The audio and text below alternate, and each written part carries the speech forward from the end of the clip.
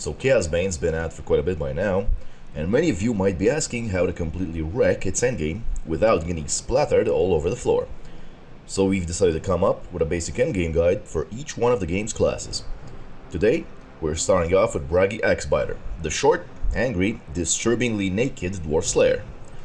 This guide will cover two builds, capable of completing content in the currently hardest difficulty, Chaos 5, and we're gonna cover skill choices, equipment, and passives, so let's get right to it. So the first build we're playing with is Grimnir's Tattoos, also known as the Angry Fire Dwarf.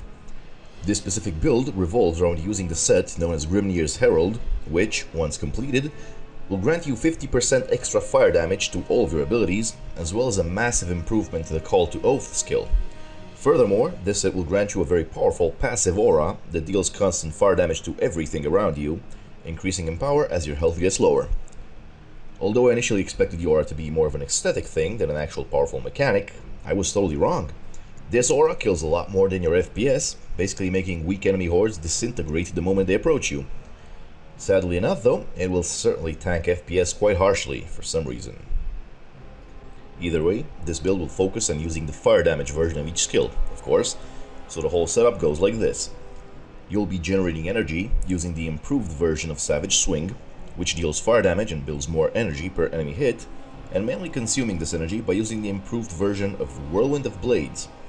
The improved Whirlwind deals fire damage and often releases random axes that will fly in different directions for quite a long range at that, dealing even more fire damage. For movement, you'll be using Braggy's default Chained Axe ability, which has no cooldown, and allows you to throw your axe in the direction of your pointer, then drag yourself to it, slowing any enemies you hit. Do note that this ability will not allow you to ignore collision, so try to aim it in a clear area if your main intent is to move. To move out of tight situations, such as when you're getting overwhelmed by too many enemies or stuck in a big horde, you're going to use the improved version of Avenging Charge.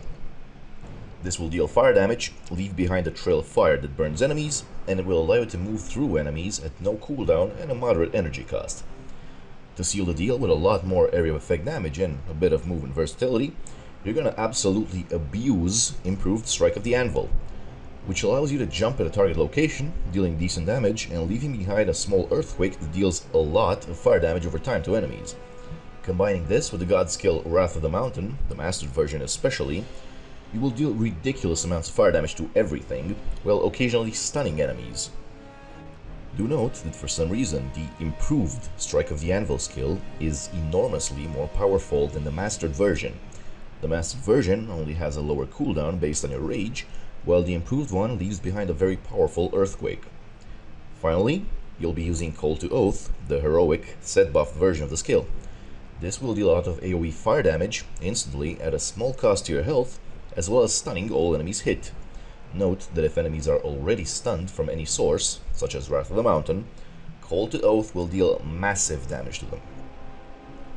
The passives you'll be using for this are Mastered Spite Smite, which deals increased damage to low health enemies, improved Blood of the Dawi, which will reduce damage taken when low on health, and improved Death Blow, which increases damage taken by stunned enemies while decreasing damage they deal to you.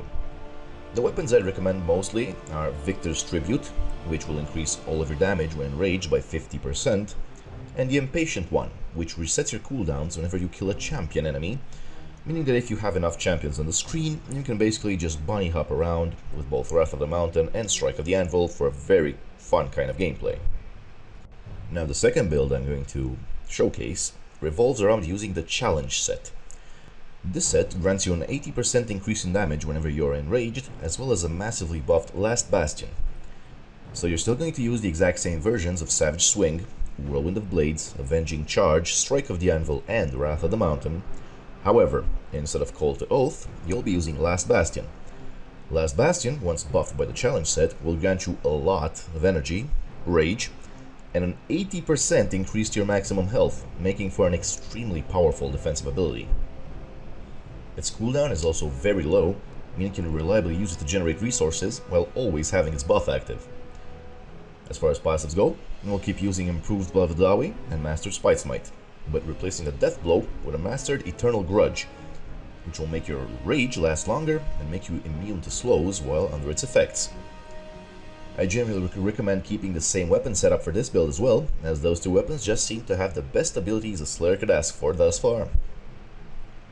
This build overall seems more defensive than the fire one, but the damage potential is quite similar while survivability is much higher, so I personally prefer using the challenge set right now for Chaos 5. Of course, these are two builds that I guarantee will work on any difficulty, but there's certainly more room for experimentation with the Slayer. There's currently one more set, and it seems to be pushing a bleed-based damage archetype build, but I haven't managed to get any great results using it. Let me know in the comment section below what you think of these builds, or if you managed to obtain good results with any other kind of build. If you enjoyed the video, leave us a like, subscribe if you want, and make sure to check out our website over at gaminginstincts.com for more gaming content from an unbiased perspective.